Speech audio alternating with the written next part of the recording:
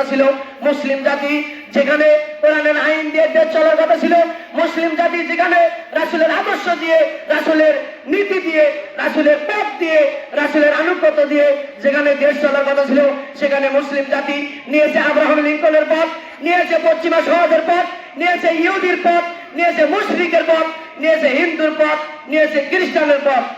নিয়েছে কিনা? নিয়েছে। এজন্য মুসলমানের মধ্যে আর কোনো শান্তি নেই। আল্লাহ তাআলা বলছেন, ইয়া আইয়ুহাল্লাযীনা আমানু, হে ঈমানদারগণ, আতিউল্লাহ ওয়া আতিউর রাসূল লাআল্লাকুম তুরহামুন, হে ঈমানদারগণ, বিশ্বাসীগণ, তোমরা আল্লাহর আনুগত্য করো, রাসূলের অনুসরণ করো, যাতে করে তোমাদের উপরে রহমত বর্ষণ করা হয়।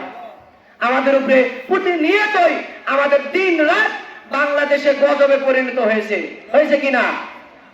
খাদ্য যদি কিনতে যান সেখানে দ্বিগুণ আরো অর্থ দিয়ে কিনতে হয়। যদি ভালো কোনো খাবার কিনতে যান সেখানে ভেজাল দিয়ে সেই খাবার কিনতে হয়।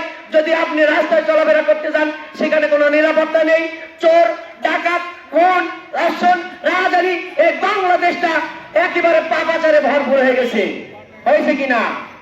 আল্লাহ তাআলা বলছেন, ইয়া আইয়ুহাল্লাযীনা আমানু, হে ঈমানদারগণ, আতিউল্লাহ, তোমরা আল্লাহর আনুগত্য করো, ও আতিউর রাসূল, রাসূলের আনুগত্য করো। রাসূলের আনুগত্য চলবে ইবাদতে, রাসূলের আনুগত্য চলবে সংসদে, রাসূলের অনুসরণ চলবে সমাজে, রাসূলের আনুগত্য চলবে প্রত্যেকটি মুসলিম জাতির পায়ে, হাতে, কলমে, চোখে, পোশাকে, প্রত্যেকটি জায়গায় চলতে হবে। কি চলতে হবে কিনা? আজকে মুসলিম জাতিরা ধ্বংস হয়েছে, এই জন্যই হয়েছে।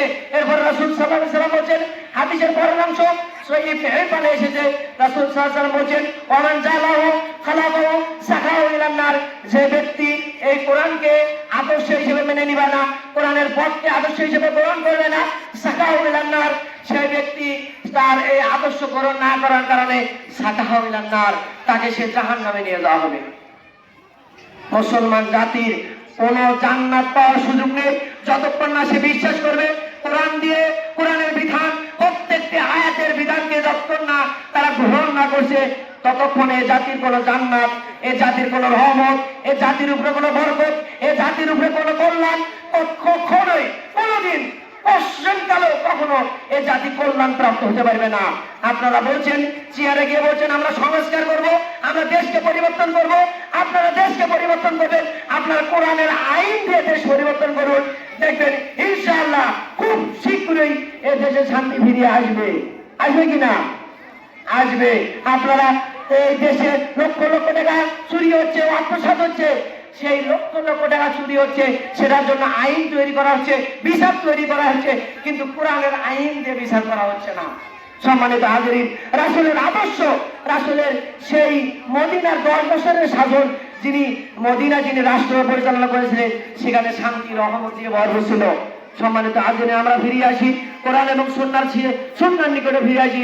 আতিউল্লাহ আতিউর রাসূল, আল্লাহকে যেমন মানতে হবে ইবাদতে, আল্লাহর রাসূলকে যেমন মানতে হবে ইবাদতে, অনুরূপ আল্লাহর রাসূলকে আপনি সালাত করতে গিয়ে যতটুকু মানবেন, আপনি সমাজ পরিচালনা করতে গিয়ে ততটুকুই আপনাকে মানতে হবে।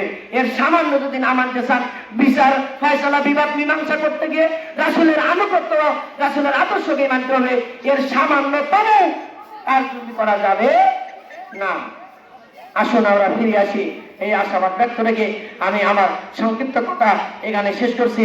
আখির দাওয়ানা আলহামদুলিল্লাহি রাব্বিল আলামিন।